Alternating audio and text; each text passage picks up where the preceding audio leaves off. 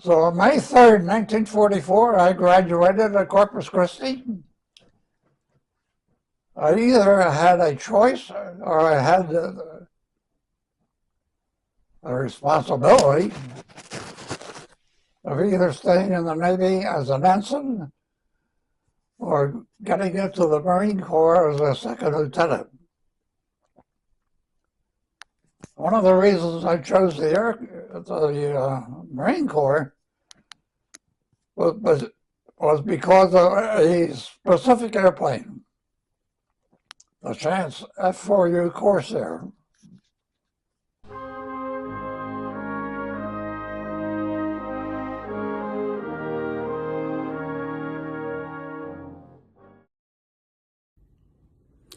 Hi, this is Bruce Lindsay working with Elizabeth Gallo on our continuing project to document the stories of veterans. Today we are with World War II Marine Corps veteran Bob Hartline. Bob was a pilot during World War II, and he was one of the youngest naval aviators in the war. Okay, my name is Robert Hartline, and I hate to tell you my age, but it's 101. And I graduated from high school in 1942. The Japanese had bombed Pearl Harbor the previous December. And of course, I knew at the time, at my age, I was going to be in the war, one shape or time or another. So having quite a bit of experience in building model airplanes or whatever, I decided to join Naval Aviation. And I went into the recruitment officer at the post office at the time in Reading, Pennsylvania, to enlist in the Navy. And the gentleman gave me an eye test, and he thought, oh boy, this fellow is pretty young, 18 years of age, and he wants to be a naval aviator. So he gave me the eye test, and it turned out that my right eye was 20/20, and the left eye was 18/20, which was not good enough. And I failed the test. So I thought, well, gee whiz, I never realized that my left eye had a slight handicap like that. So I started to drink some carrot juice. I did some eye exercises, which probably didn't help at all. And I thought, well, there's more than one way to skin a cat. So I decided to hop on a train and go down to Philadelphia. And apparently they needed Navy aviators pretty bad down there, and I passed the eye test down there. So I became a naval aviator after some training, quite a bit of training, a lot of challenges, and whatever. So I joined a group of about 20 prospects like myself, and they marched us from the Widener building, 8th floor, where we had gathered. They marched us down Broad Street to a hotel, had lunch. After lunch, they put us on a bus, and they sent us to Emmitsburg, Maryland. At that time, the Navy had a certain program called CPT, Civilian Pilot Training. And at Emmitsburg, Maryland, which was a small university, they also had a very nice cow pasture down the hill about 500 yards away. And that's where we first learned to fly light planes. They had Piper Cubs and Aranca Champs, and we took 35 hours of instruction at that time over a period of 3 months. And my instructor was a 200-pound guy, and after 8 hours of instruction, he said at the airplane, "I'm getting out, and the good Lord is getting in. Take it around by yourself." So I got in the airplane, applied throttle, and took off from the cow pasture, went around a traffic pattern, and came into land. Well, the poor Aranca Champ, which is a light plane, had a big problem with the instructor who weighed 200 pounds. He wasn't there anymore, and the airplane refused to come down. So I couldn't land because I overshot the cow pasture. So I went around again in the traffic pattern, tried again. And again, I was too high. So I went around again. Finally, on the third pass, I was able to land. I got out of the airplane, and the instructor said, "I never thought you were coming down."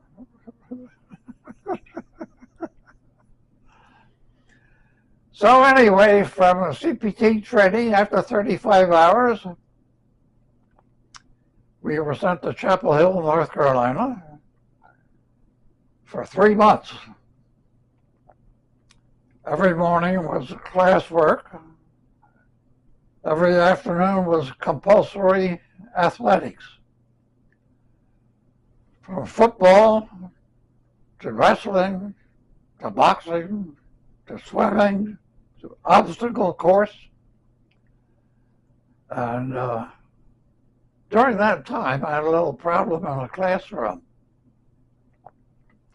I fell asleep during a lecture, and I was put on report.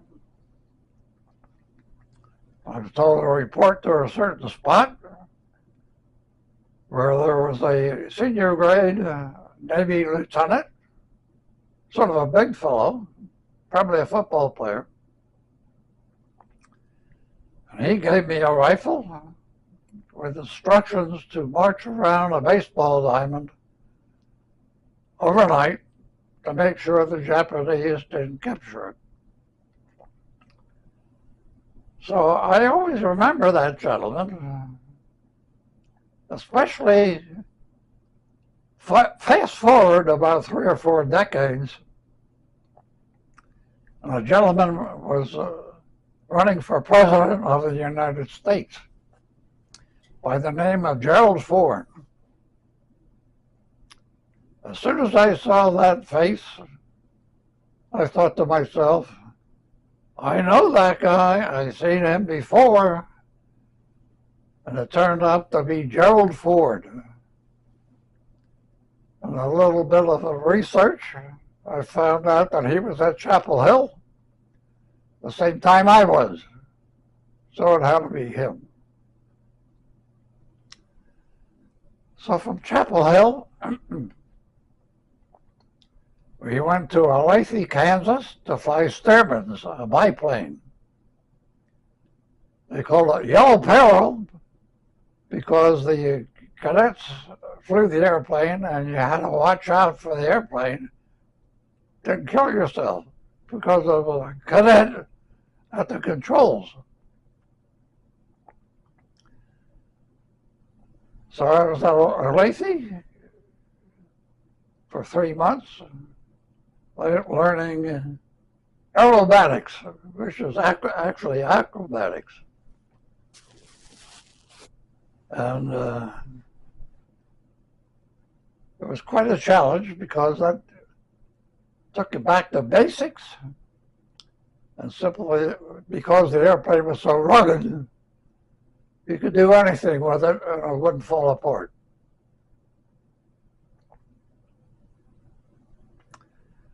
So from Olathe, Kansas, we went to Corpus Christi, Texas, where we took advanced training in SNJ advanced aircraft with a retractable landing gear.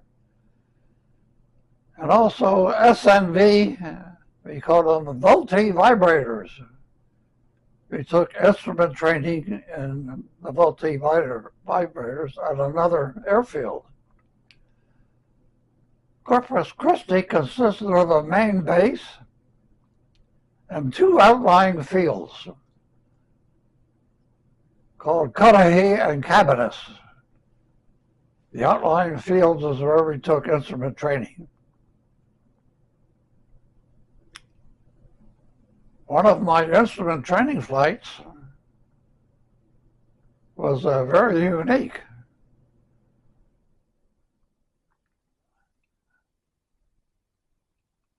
The instructor put me in unusual positions. Under the hood, I couldn't see out of the airplane. So to see if I could recover from an unusual position by just using the instruments. So he dove the airplane down, did all kinds of evasive maneuvers, pulled up sharply to a vertical position, and pushed over violently to the point where the centrifugal force put me hanging on my seatbelt. So since I was hanging on my seatbelt, I thought I must be upside down. At that instant, the airplane was right side up, flying straight and level, and he says, "You have it." So at that instant, I thought I was upside down. I properly rolled it over, and then I was upside down. So he said, "Okay, take me back to the base."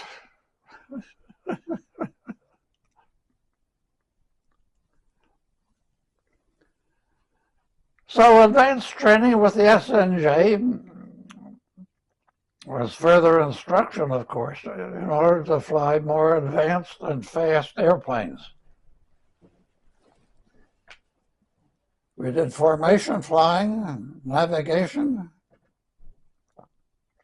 gunnery out over the Gulf of Mexico with 30 caliber machine guns mounted on the SNJ cowling. And they were synchronized to fly to miss the propeller as they were firing. However, one SNJ I was flying had a hole, a nice big hole in the propeller, and it was rounded out with sandpaper and a file. And the other propeller blade was balanced to make sure it didn't vibrate. Anyway, one morning, I left my barracks, and I had some business on the base somewhere. So I hopped the bus, and I noticed as the bus was going around the base, some of the traffic lights, all of the traffic lights, weren't working. So the base had an electrical problem. I got back to the barracks. One of the cadets said to me, "Did you hear about Larkins?" I said, "No." He said, "He flew through some high tension wires and was killed." A short time later, the officer of the day came into the barracks and asked for the friend. The cadet might be the best friend of Cadet Arthur Larkins.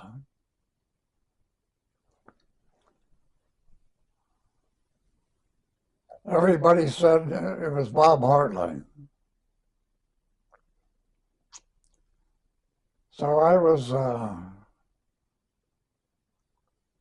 had the responsibility of taking my friend's body home, which was in White Plains, New York.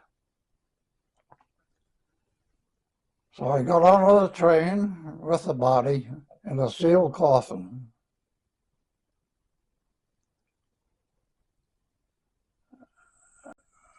Well, the explanation of how the cadet was killed, flying through high tension wires, and was killed. Much later on in life, I got in touch with archives in Washington. I got an excellent report. I was given by 4 airplanes, 4 cadets in the flight, and the instructor. And what actually happened, he had the task of leading 5 other airplanes at that point in his training. As he was leading the flight of 6 airplanes at Corpus Christi at 300 feet, he had engine failure. And that's how the engine failure was right over the high tension lines. The airplane went down through, he tried to get that back to the airport, but you can't do that in an SNJ at 300 feet. The airplane stalled out, he went through the high tension lines, he severed 3 lines. The airplane was crashed and burned. So it took me 3 days to get to White Plains, 1 day for the funeral, 3 days to get back. And my cadet friends, you're so lucky, you can join our flight again, because we had bad weather for an entire week and we didn't fly at all. So on May 3rd, 1944, I graduated at Corpus Christi. I either had a choice or I had a responsibility of either staying in the Navy as an ensign or getting into the Marine Corps as a second lieutenant. One of the reasons I chose the Marine Corps was because of a specific airplane, the Chance F-4U Corsair. And eventually, after much training, I did learn to fly and be a Marine Corps fighter pilot in the Corsairs.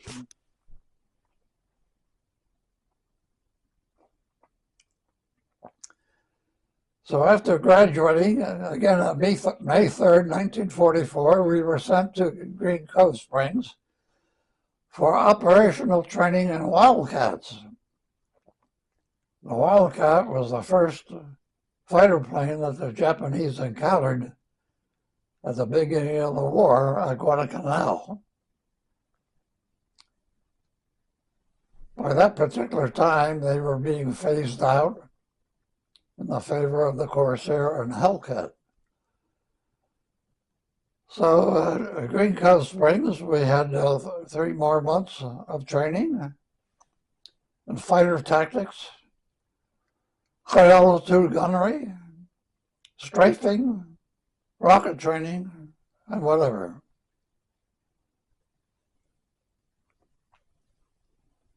And from Green Cove Springs, actually at that particular time I was going through a bubble of a lot of pilots. And I joined a small group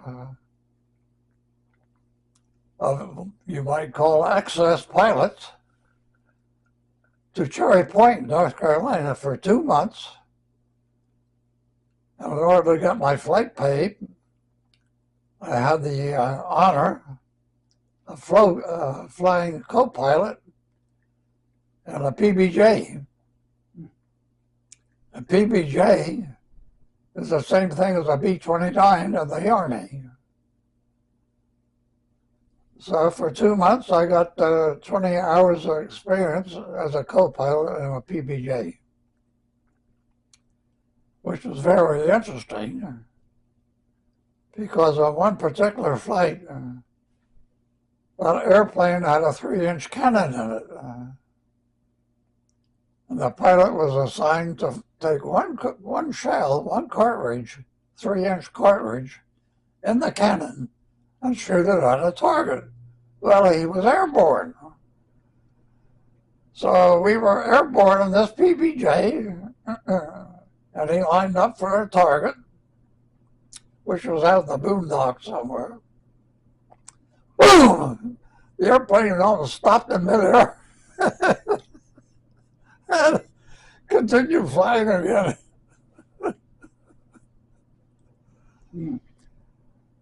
So that was my experience in PBJs. From Cherry Point,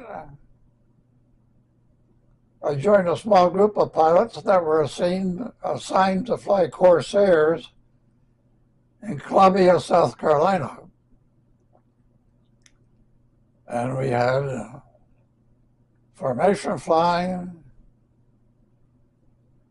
high altitude gunnery, and GPA approach.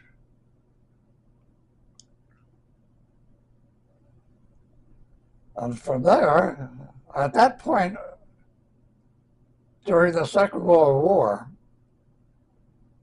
the military equipment manufacturers were going full tilt, cranking out military equipment. And that period of time also, which was August of 1945, I believe. 44 would have been. 44, right? Where they dropped the atomic bombs. Oh, okay, yeah, right. That was 45, yeah. Where they dropped the atomic bombs. When they dropped the atomic bombs, all the factories were producing military equipment at full tilt, 100%. And the Navy and Marine Corps by themselves had factories on the East Coast and 2 in the Midwest, which were General Motors and also Goodyear, producing 46,000 airplanes, which is all in addition to the Army Air Corps. So there was a squadron, a special squadron based at Floyd Bennett Field in New York. And this particular squadron must have had between 200 and 250 pilots. And for 4 years, all they did was flying brand new airplanes from the East Coast to the West Coast. So myself and a few other pilots had a special assignment for 5 months to help fly these airplanes to the West Coast. During the 4 years, 57 pilots lost their lives just flying these brand new airplanes to the West Coast. I myself piloted 21 brand new airplanes from the East Coast to the West Coast. My chief contribution to the war effort. So somebody found out I was having a good time, so I was sent to Okinawa.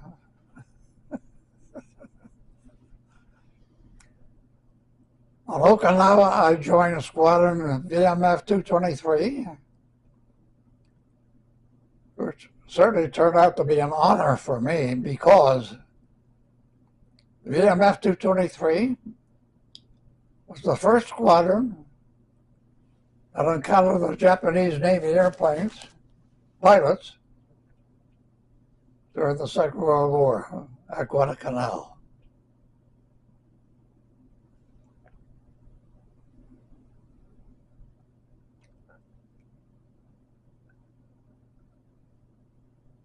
So VMF 223 at Okinawa, I had joined the squadron with about 6 or 8 other pilots, which I knew. And I think our assignment was to fill out the squadron that was there to make it a full complement of 24 pilots. Well, the war was over at the time, and the flying turned out to be quite dangerous. In 5 months, we lost 3 pilots during accidents. Mm-hmm. 2 pilots were lost in collision, air-to-air collision. 1 pilot was lost in he lost his life, and a woman on the ground was killed also. He was flying so low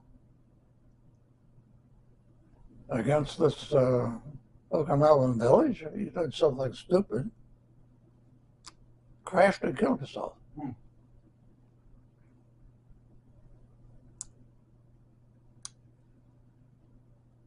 So from Okinawa, there was a small island off the west coast of Okinawa called Aishima.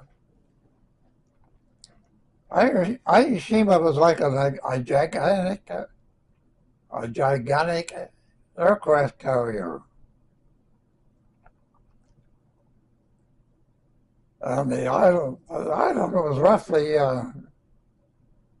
2 miles by 8 miles in a rectangular shape.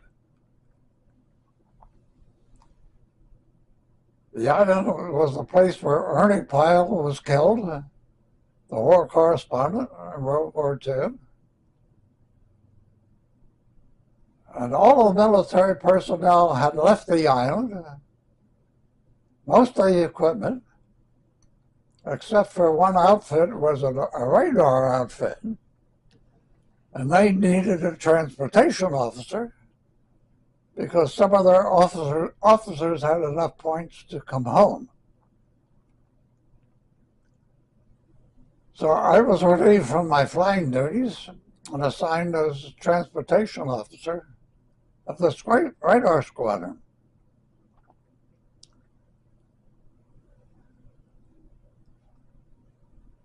Right after I got there and assumed the responsibilities, the radar outfit had orders to go home.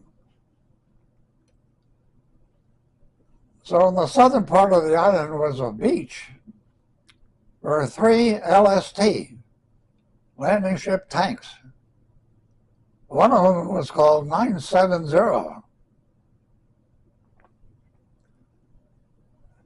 And as transportation officer, I was assigned to take these 54 vehicles that I had to load them up in the LST, along with a contingent of about 150 Marines, and go to Saipan. Right after we got the ship completely loaded, we found out we were not going to Saipan, we were going to San Diego.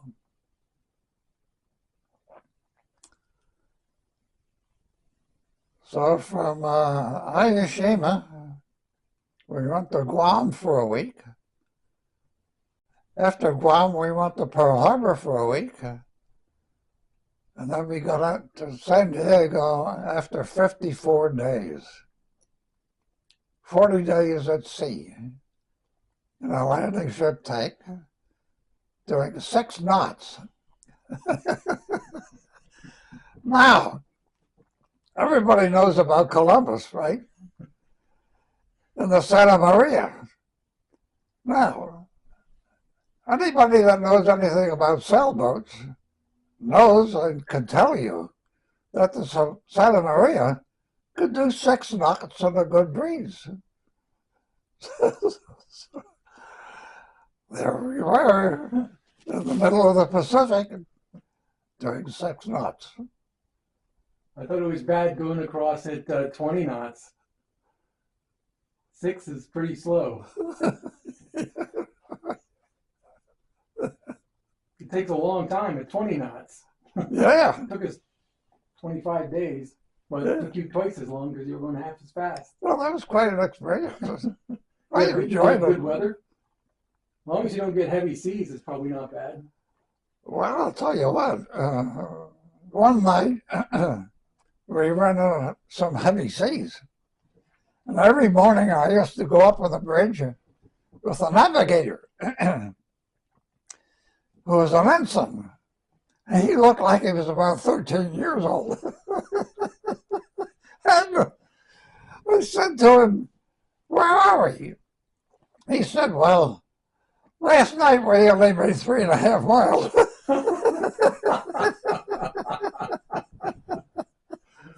Oh, man.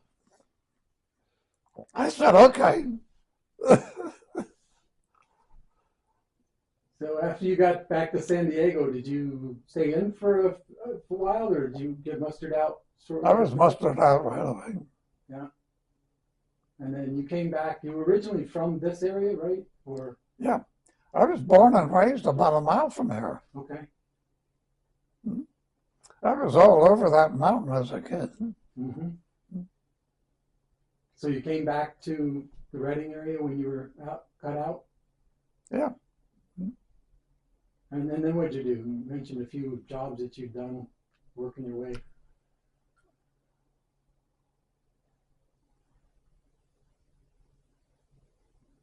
Yeah, the first job that I had was at a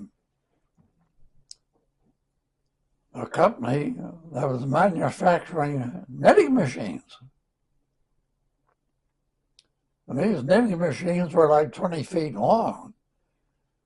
And they manufactured women's nylon stockings. So this particular business was building the machines. So I helped build the machines. You mentioned this when we were talking earlier, but when you went in, you went to flight school or to the flight pipeline right out of high school, right? No, I had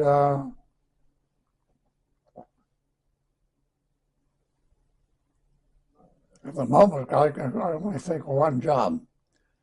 And I was a carpenter's helper, helping the big hangars at the Reading Airport, right out of high school. Right. But as far as education, you didn't have any college at all when you went into the flight. I had no college whatsoever. So even though you were a fighter pilot in the war, you came back without a degree or any That's college right. education. Did you eventually go back to college or just work your way up through? No, I got a job right away. Mm-hmm. Well, wait a minute. I had it in my mind that I wanted to be an aeronautical engineer. Mm-hmm. And there was a business in California at Northrop Aircraft Factory. Northrop made flying wings. And they also had a school to teach aeronautical engineering and also being an aircraft and an engine mechanic.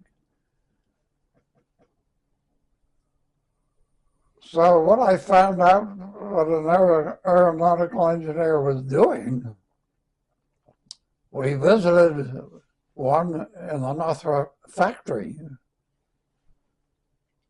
And what he was doing was designing a bomb bay door. Now, a bomb bay door by itself has to be a piece of mechanism that has to work properly, but it's only about 2% of what an airplane is. Right. So I was disillusioned. Mm-hmm. And I left California and came back to Pennsylvania. And what did you eventually end up doing? Eventually, in what? What was your job eventually after you, for the rest of your life, what was your job?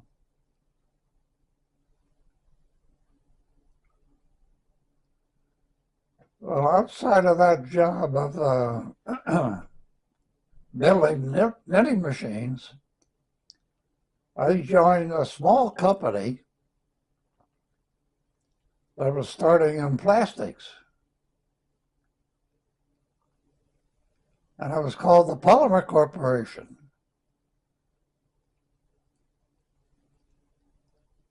Now, since I did not have a degree of any kind, I did have this experience in the service and flying a sophisticated airplane. I must have had some brains. Maybe very little, who knows, you know. So anyway, I was hired in this company called the Polymer Corporation by the guy that was starting it up. And he gave me a job in the laboratory with making plastics. Well, now in this particular time frame, this CEO that was starting this company wanted to invent a process that was covering metals with plastic. So another gentleman and myself working in this laboratory earned a patent for coating metal parts with plastic with 100%, with no gaps whatsoever in the plastic. So the two of us got a patent on that. Cool. And to this day, as you open a dishwasher, for example, you see a tray, metal tray, covered in plastic. Mm-hmm. How about that? Now, of course, this was invented by, improvised and proven by a number of other corporations too. You know. Mm-hmm. Sure. So we weren't the only ones.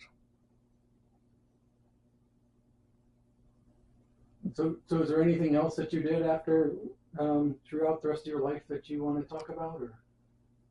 Well, eventually from the Polymer Corporation, I was being paid by the hour. And AT&T at the time, of course, it was known by everybody in the whole nation, specialized in telephone equipment. And the company that specialized in telephone equipment for AT&T was called Western Electric. And they had a big plant in Chicago called Hawthorne that manufactured telephones and everything to do with telephones. Telephone switching equipment.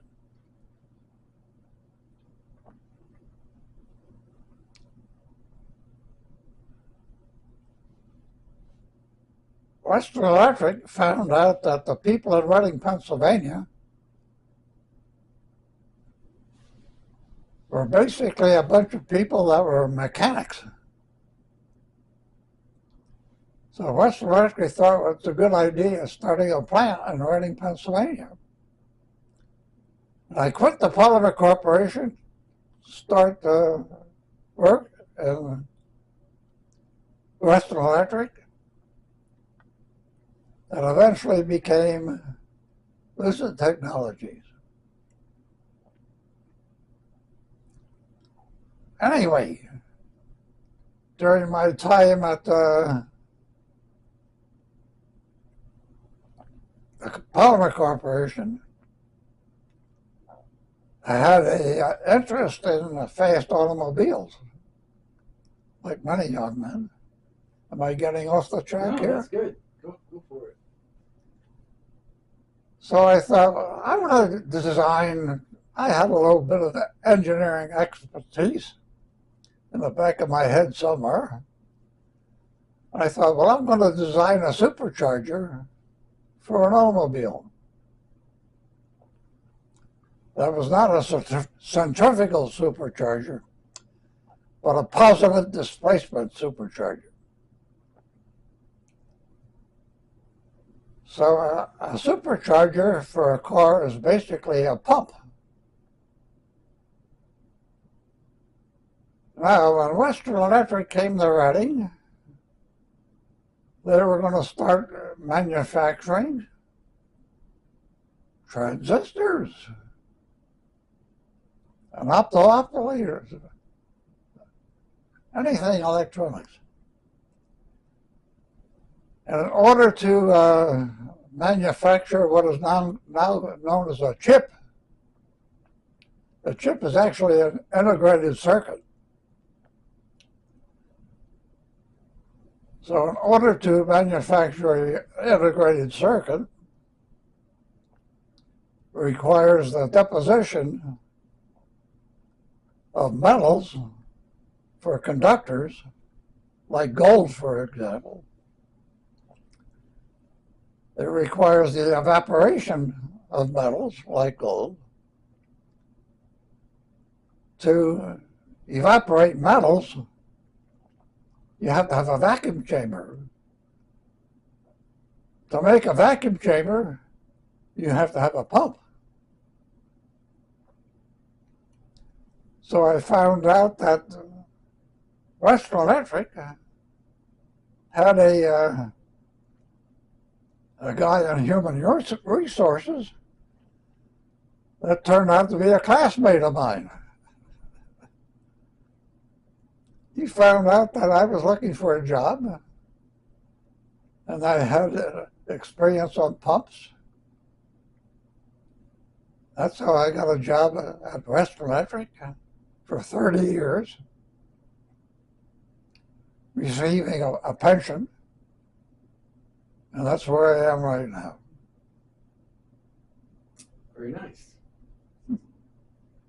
We talked a little bit about, are there any other hobbies or interests, things that you got involved with after?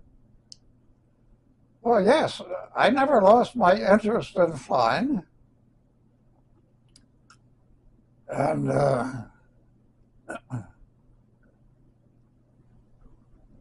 I started to fly after my service.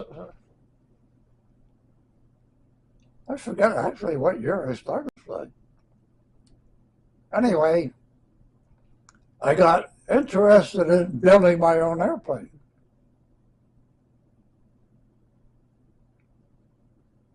And this led me to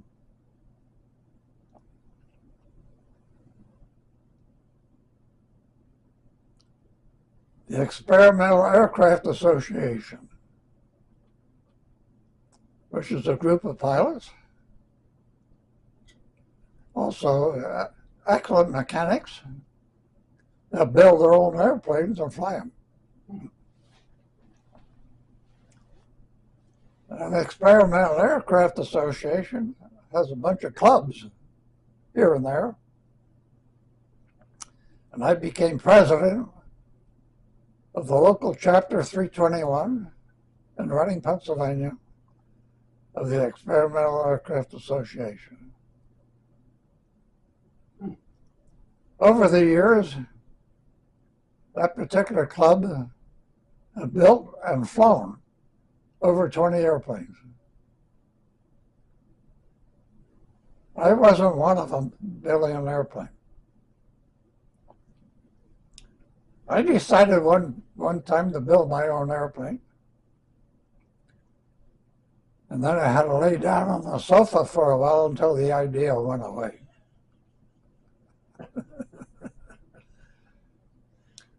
But over the years, I had bought and maintained and flown 4 different airplanes. My last airplane was a Cessna 172, Cessna Skyhawk. Beautiful airplane. Easy to fly, very safe.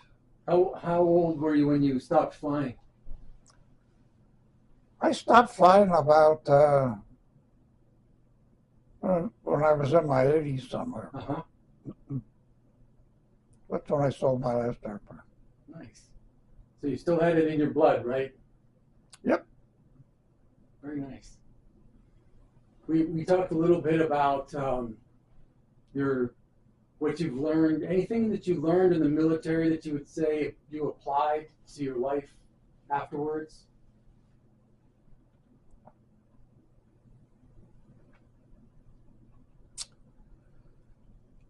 Well, the things that you learn in the military, you will be presented many challenges. So the idea, of course, is to, especially in wartime,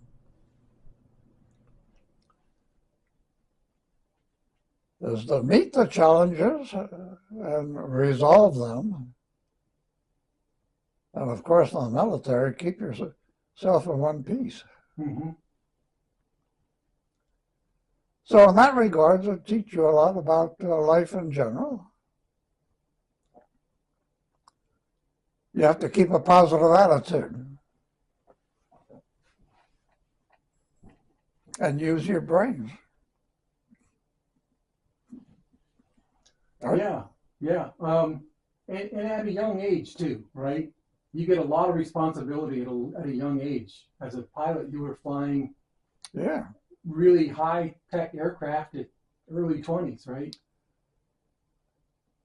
I was especially honored at that age to fly this piece of military equipment. And I took a lot of satisfaction in having the ability to master it and do it. So you were one of the youngest naval aviators in the war, correct? Yeah, right. And you said you were like the fifth. There were five maybe that were younger than you. There was a group of about 5 Navy and Marine Corps aviators in the Second World War that they couldn't claim themselves to be the youngest Navy aviator during the war. So you were among the youngest. I was among the youngest, yeah. Okay. George Bush, the elder George Bush, claimed to be the youngest Navy aviator during the Second World War.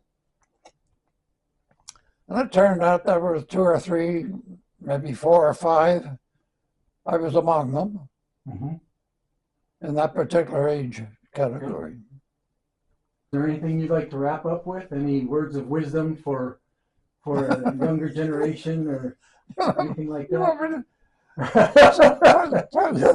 I have been asked to tell my opinion and advice to the young people today. And my advice is, keep your head out of your ass.